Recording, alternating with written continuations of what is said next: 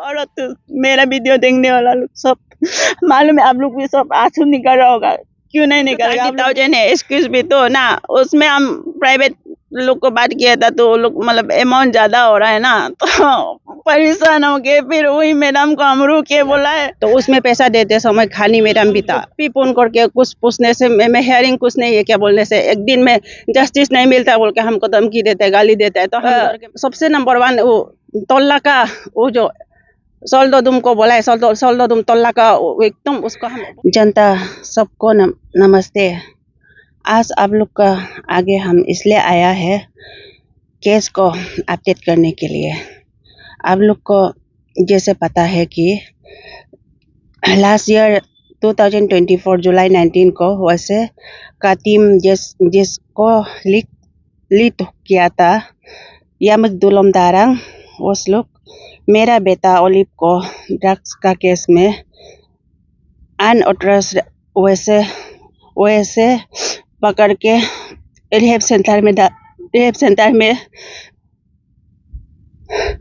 डाल दे के मरा दिया। 60 पूरा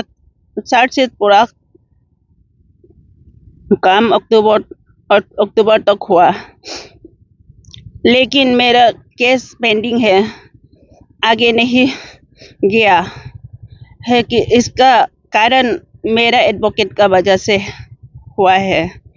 जो मेरा एडवोकेट था वो AFWWS से दिया गया था।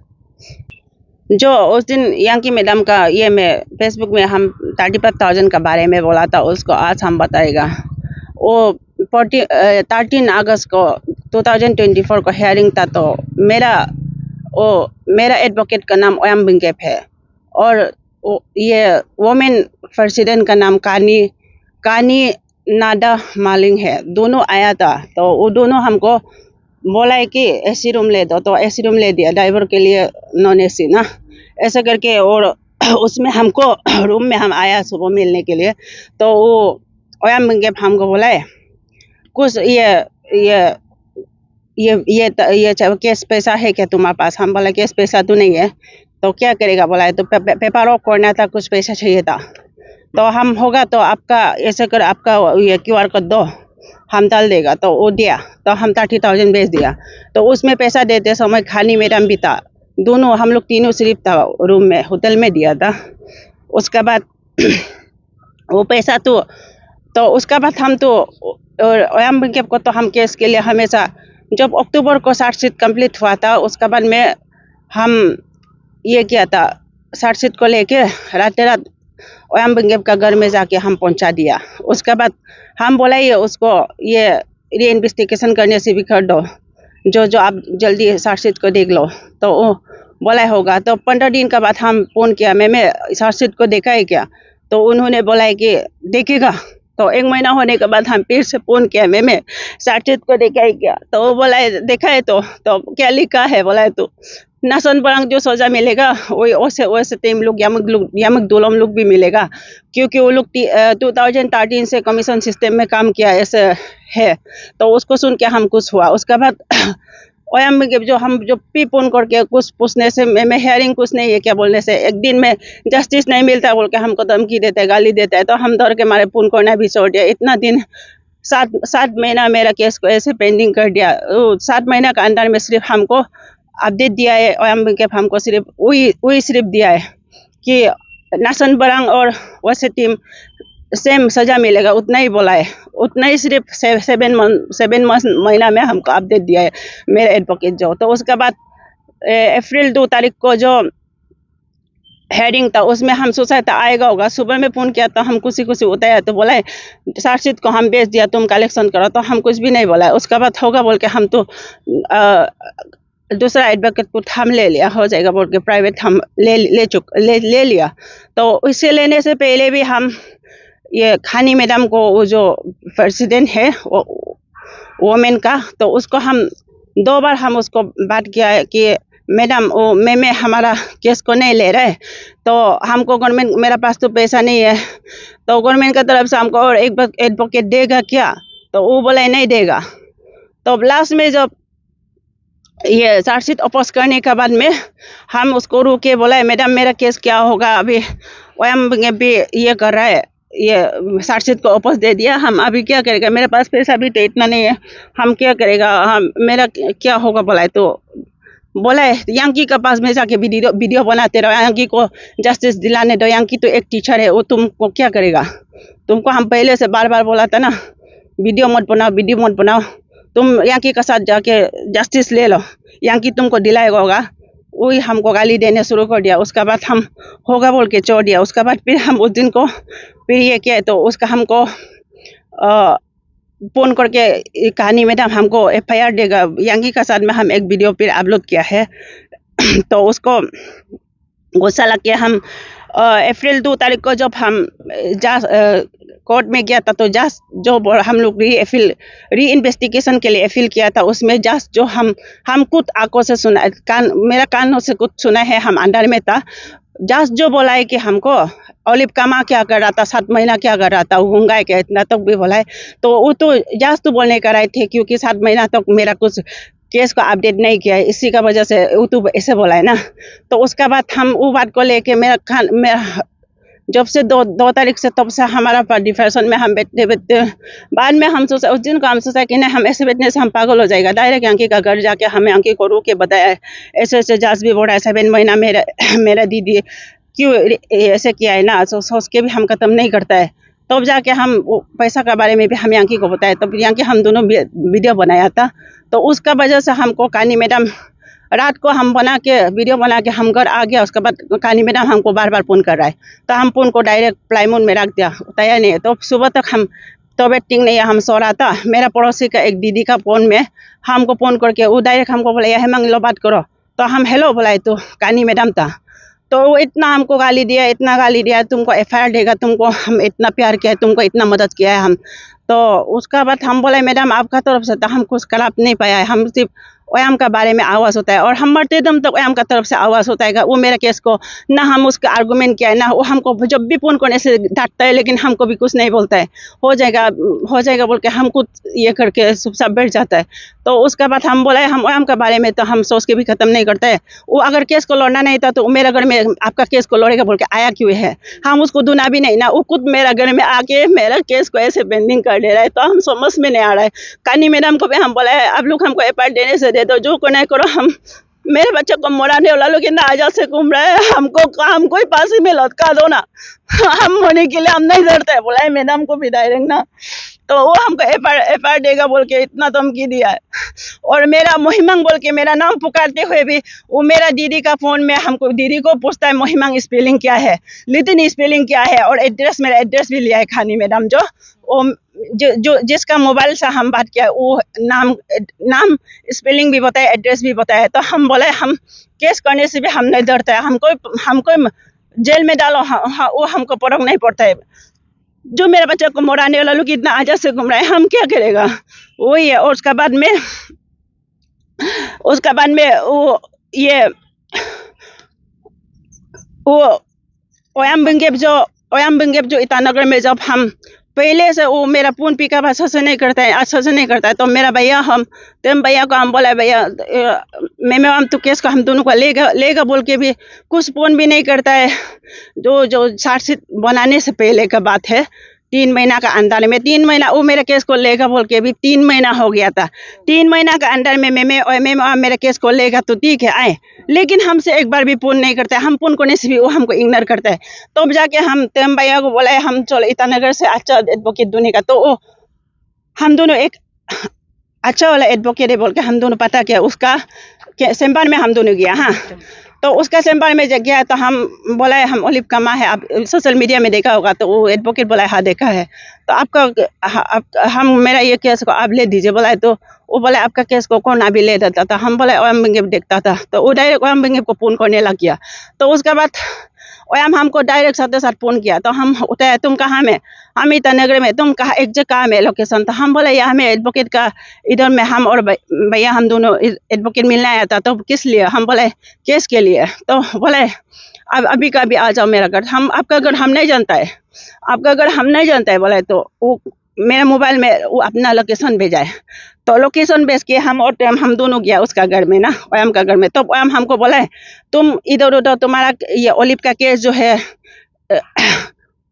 पूरा सपक ये मतलब कोरा कागज जैसा है, साफ सुथरा केस है, इसमें तुम दौड़ने का जरूर नहीं है, तुम जस्टिस जरूर मिलेगा, तुम इधर उधर ये मत करो, हम है तुम्हारा दीदी, हम लड़ देगा तुम्हारा केस। हाँ, वो लोग को पूरा फांसी का जैसा सजा नहीं मिलने से देखो हम अच्छे से लड़ देगा, तुम इधर उधर एडवोकेट मत दोनों बोला है। तो हम रुके, बोले मैं अब हमको पहले से ये बात बताने से हम इधर उधर नहीं बताना था ना, ठीक है थैंक यू, मतलब हम भी बहुत खुश हुआ। उसके बाद हमको बोले ठीक है आज के बाद तुम ऐसा करो, कभी भी सोशल मीडिया में मत आओ। हम बोले ठीक है। तो उसके बाद वो हमको बोले सबसे नंबर 1 वो तोल्ला का वो जो सोल्डो दुम को बोला है, सोल्डो दुम तोल्ला का एकदम उसको हमें बहुत बकवास लगता है, उसको वीडियो बनाने मत दो। तो सोल्डो दुम का बारे में इतना गंदा गंदा बोला है। उसके बाद हम वो सब सुन लिया। उसके बाद तमिल आंटी के बारे में बोला है, वो मीनालेस औरत है, बुरी है। हम लोग वोमेन पार्टी भी उसको एक बार ये किया था, तो वो हम लोग को रो के माफ़ी मांगा है, इसलिए हम लोग माफ़ कर दिया। उसका बात सुनने से इरिटेट लग रहा है, उसको वीडियो बनाने मत दो। तो हम बोले होगा, तो हम कुछ भी नहीं बोला होगा, ठीक है कोई बात नहीं। वो हमको इतना तक सेटिस्फाई दिया, अभी से हम केस को लड़ेगा बोला है, तो हम सेटिस्फाई में सब सुना है। उसका बात को हम जवाब नहीं दिया। उसके बाद यांकी के बारे में, यांकी को वीडियो बनाने देता है तुम, उल्टा यांकी पैसा मिलता है तुम जानता है बोला है। हम बोला है पैसा मिलता है तो ठीक है, लेकिन वो तो यूट्यूब में भी नहीं बनाता है, पैसा मिलने से ठीक है, कुछ भी नहीं है। हम मेरा तरफ से वो हम यांकी के बारे में बोला है, तो लास्ट में तीन नंबर आदमी पे आया, तो हम जवाब दिया है मैं वो यांकी वीडियो बनाने से भी हो जाएगा, पैसा मिलने से भी हो जाएगा, वो मेरा कुछ प्रॉब्लम नहीं है। और यांकी हमको बहुत हेल्प कर रहा है, और पैसा डोनेशन भी तो यांकी का वजह से हमारा आया है। तो हमको यांकी का पैसा मिलने में नहीं मिलने से हमको फर्क नहीं पड़ता है। तो उसके बाद में वही है, तो वो ईटानगर में उसका घर में बुला के ये सब बात किया था। उसके बाद तो मैं हमसे जब भी हम बात करते हैं हमको धमकी, तुमको कौन सिखाया है, तुमको कौन बोलने देता है, हम मेरा केस को क्या हो गया, कहाँ तक अपडेट हो गया, ऐसे कुछ ये नहीं होता है क्या, हियरिंग कुछ नहीं हो रहा है क्या बोलने से, एक दिन में जस्टिस में नहीं मिलता है, तुमको कौन बोलने बोला है, तुमको कौन सिखाया है, वही बार बार बोलता है। तो हम दौड़ के हमारे फोन को नहीं छोड़ दिया, वही हमको फोन एक बार भी नहीं करता है, हम करने से भी हमको धमकी पे धमकी देता है। और कानी मैडम हमेशा हमको बोलता है जस्टिस मिलेगा, चिंता मत करो, लेकिन वीडियो मत बनाओ, हाँ वीडियो मत बनाओ हाँ बहन, ऐसे बोलता है। तो उसमें तो बीच में हम वीडियो भी नहीं बनाया होगा बोल के उन लोग का बात से 5 महीना तक हम ना ही वीडियो कुछ ना ही यांकी का घर में भी गया है। उसके बाद उस दिन को हम लोग यांकी हम दोनों का वीडियो का वजह से यांकी और ओयम्बिंग के दोनों का कुछ आर्गूमेंट हुआ बोलता है, वो तो हमको पता नहीं है। कम से कम तो ओयम्बिंग के हमको फोन करके हमसे गलती है होने से भी, मोइमांग तुम ऐसे वीडियो मत बना, तुम ऐसे मत करो, बोलना चाहिए था, हमको एक बार भी नहीं बोला है। लेकिन दूसरा आदमी में पड़ोसी में ये करके हमको गाली देने दिया है, तो हम उसको भी हम होगा बोल के चुपचाप सुन लिया। उसके बाद हम कानी मैडम भी हमको उसको फोन करके बोला है तुम ऐसे वीडियो मत बनाओ, यांकी का पास में जाके बार बार कानी हमको बार बार बोला है। हमको FIR देगा बोलने के बाद में यांकी का फोन में सुनता है तो वो FIR देगा नहीं बोलता है। हमको इतना आदमी का फोन करके पूरा हमको ठीक से FIR देगा बोल के धमकी दिया है। और जो पैसा ट्रांजेक्शन होते समय ऊपर रूम में होटल रूम में हम लोग तीनों था, तो पैसा को 30,000 दिया है, तो कितना दिया है, तो बोला है तो 30,000 बोला है, तो दोनों थैंक यू बोला है। तो उसमें भी 30,000 किसको दिया? ओयम्बिंग के अकाउंट में दिया है, उसका QR अकाउंट में दिया है। ट्रांजेक्शन पैसा भी अभी हम लोग को हम दे देगा, सब कुछ मेरे पास है। और 30,000 आप किसके लिए दिया था? मतलब वो हमको पेपर वर्क करेगा बोल के पैसा केस पैसा है क्या पूछा है, हम बोला केस पैसा तो नहीं है। तो वो बोला है कि कुछ पेपर वर्क करना था, तो हम बोला आपका QR कोड दे दीजिए। उसमें वो हमको बोला है कि 30,000 वो हमको तुम्हारे पास पैसा है महिमांग बोला है, हम बोले पैसा वो हमको बोला है कि महिमांग तुम्हारे पास कैश पैसा है, तो हम बोला है नहीं है मैम क्या करेगा, तो बोला है नहीं पेपर वर्क करना था तो होगा हम देगा। तो वो बोला है महिमांग हम लोग यहाँ इतना दूर से ईटानगर से यहाँ आने से भी हम लोग को गवर्नमेंट का तरफ से 2,000 सीट मिलता है, तुम जानता है क्या, हम तो होगा हम ओ बोला है हम वो तो हमको मालूम नहीं है ऐसा हम बोला है। तो उसके बाद हमें में होगा आपका मेरे पास कैश पैसा नहीं है, आपका QR कोड दे दीजिए हम डाल देगा। तो वो हमको दिया QR कोड निकाल के दिया, हम डाल दिया। तो उसके बाद दोनों पैसा करे के थैंक यू बोला है मैडम, वो कानी मैडम भी थैंक यू बोला है और हम भी थैंक यू बोला है। तो उसमें हम बोला है कि होगा मैं ओलिव का तरफ से जो आदमी का डोनेशन पैसा है वो मेरे पास में है, वो हम 10 रुपया भी इधर उधर नहीं करेगा। जस्टिस मिलने का पूरा जितना है पैसा आपको देगा, वो हम पहले से भी हम बोला है। और गवर्नमेंट का पहले बताया गवर्नमेंट का तरफ से जो भी पैसा मिलने से भी मैं आप पूरा ले लो, हम 2 रुपया भी नहीं चाहिए, सिर्फ हमको जस्टिस चाहिए। हम पहले से कानी मैडम को भी बोला, वो होटल में भी हम रुक के भी बोला हमको सिर्फ जस्टिस चाहिए। और ओलिव का तरफ से जो डोनेशन पैसा है जितना है सब आप लोग को हम दे देगा केस खत्म होने के बाद। और ओलिव का तरफ से गवर्नमेंट का तरफ से कुछ पैसा मिलने से भी आप केस दे रहा है तो आपको पूरा हम 2 रुपया भी नहीं लेगा, हमको सिर्फ बच्चा का जस्टिस चाहिए, वही हम बोला है। और ये कंप्लेन हम पासीघाट डीसी में दिया है, पासीघाट एसपी में दिया है, और president Guwahati high court, general secretary Guwahati high court पर जगह में हम ये मेरा कंप्लेन को दे दिया। और जो कंप्लेन है आप लोग को न्यूज़ चैनल को हम दे देगा। और जो उस दिन हम गुस्सा से यांकी को बताया, यांकी बोला है पैसा को, जनता का पैसा है 35,000 को वापस करो। ओएम बंगेप को बोला था अब हम पैसा को वापस नहीं चाहिए, हमको सिर्फ जस्टिस चाहिए, पैसा वापस नहीं चाहिए हमको। वो लोग हमको पैसा को वापस मांगाए तो हमको पुलिस केस देगा बोल के धमकी दिया, हम डर गया, अब हम पैसा वापस नहीं चाहिए। और हम सबको दिल से मांगता है हमको सब दुआ दीजिए ताकि कल हो कि किसी का गरीब बच्चा को ऐसा नहीं होना चाहिए। हमको जस्टिस चाहिए, सब हमको दुआ दीजिए। और औरत मेरा वीडियो देखने वाला लोग सब मालूम है, आप लोग भी सब आंसू निकल रहा होगा, क्यों नहीं निकलेगा? आप लोग भी महसूस करके देखिए मेरा जगह, मेरा 1 किलो का बच्चा है, हम क्या करेगा समझ में नहीं आता, ये पागल हो जाता है। आप लोग सब हमको दुआ दीजिए। आप जब कोर्ट पर गए थे, आपने कहा कि जो गवर्नमेंट का तरफ से, सरकार की तरफ से जो एडवोकेट हम लोग जब एक गरीब के लिए भी होता है जो पे नहीं कर सकता है, उनके लिए होता है जब, लेकिन आप इस बात को जब वहाँ पर रखा तो उन्होंने क्या कहा?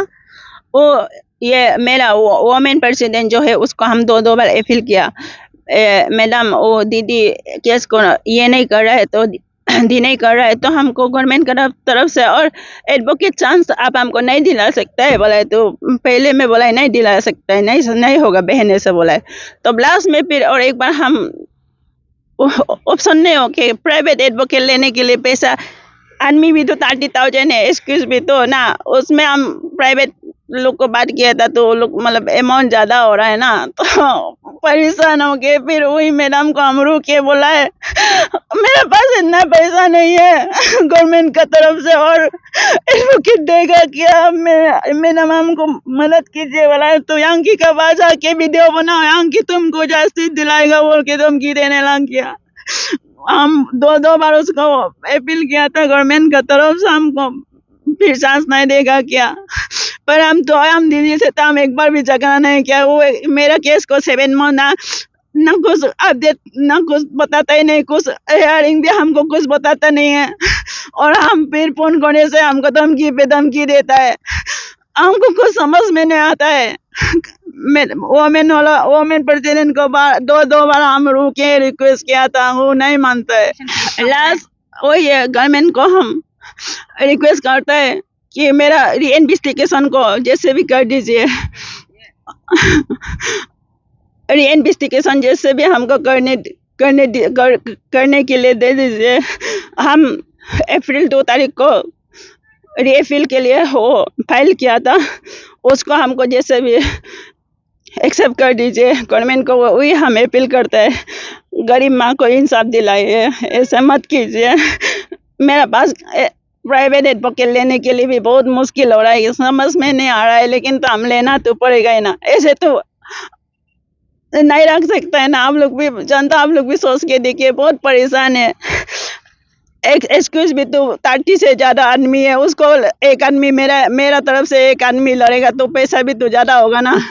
ये भी तो हम सोच के भी खत्म नहीं करता है। हम जितना केस पुराना होते जा रहा है उतना मेरा टेंशन बढ़ रहा है, मेरा समझ में नहीं आता है।